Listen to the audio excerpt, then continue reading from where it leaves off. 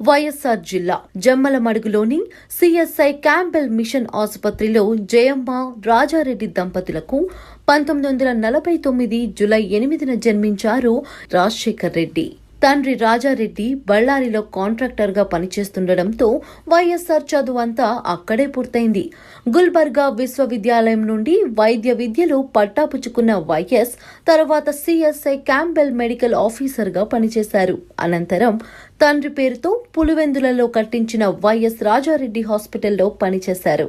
వైద్యుడిగా కొంతమందికి సేవ చేయగలను, అదే రాజకీయాల్లోకి వస్తే ఎక్కువ మందికి సేవ చేయొచ్చు అని అనుకున్న రాజశేఖర్ రెడ్డి 29 ఏళ్ల వయసులోనే రాజకీయాల్లోకి ఎంటర్ అయ్యారు. 1979లో కాంగ్రెస్లో చేరి పులివెందుల నియోజకవర్గం నుంచి అసెంబ్లీ సీటు కోసం పోటీ చేశారు.